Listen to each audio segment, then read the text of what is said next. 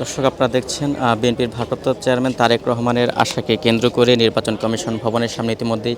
সেনাবাহিনী সদস্যরা অবস্থান নিয়েছেন এবং এছাড়াও সার্বিক আইন শৃঙ্খলা যে পরিস্থিতি, সেই পরিস্থিতি মোকাবেলার জন্য প্রস্তুত রয়েছে আইন শৃঙ্খলা রক্ষাকারী বাহিনীর সদস্যরা। ইতিমধ্যে তারেক রহমান শাহবাগ শহীদ ওসমান হাদির যে কবর, সেটি জিয়ারত শেষে নির্বাচন কমিশনে ভোটার হওয়ার জন্য রওনা দিয়েছেন এবং তার রওনা দেওয়ার ঠিক পরপরই সেনা সদস্যরা নির্বাচন কমিশন ভবনের সামনে এসেছেন।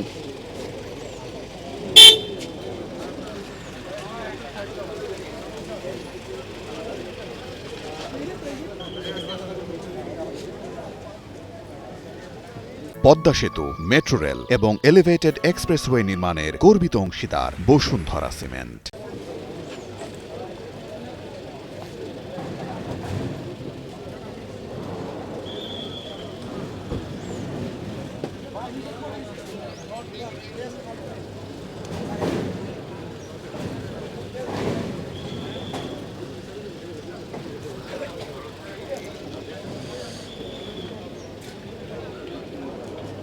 দর্শক, আপনাদেরকে যেমনটি দেখাচ্ছিলাম, নির্বাচন কমিশন ভবনের সামনে সার্বিক যে নিরাপত্তা পরিস্থিতি, সেটি বৃদ্ধি করা হয়েছে এবং নির্বাচন কমিশনের সামনে আইন শৃঙ্খলা রক্ষাকারী বাহিনীর সদস্য অবস্থান করছে এবং সেনাবাহিনীর সদস্যরা ইতিমধ্যে এসেছে এবং দুটি গ্রুপ দুই দিকে যাচ্ছে, অর্থাৎ একটি পঙ্গু হাসপাতালের দিকে,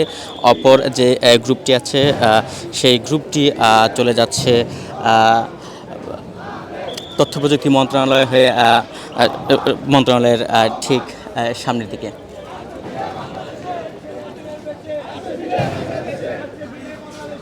দর্শক, আপনারা দেখছেন বিএনপির ভারপ্রাপ্ত চেয়ারম্যান তারেক রহমানের আশাকে কেন্দ্র করে নির্বাচন কমিশন ভবনের সামনে ইতিমধ্যেই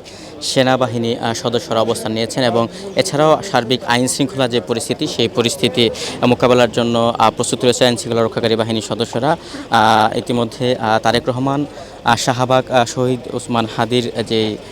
কবর, সেটি জিয়ারত শেষে নির্বাচন কমিশনে ভোটার হওয়ার জন্য রওনা দিয়েছেন এবং তার রওনা দেওয়ার ঠিক পরপরই সেনা সদস্যরা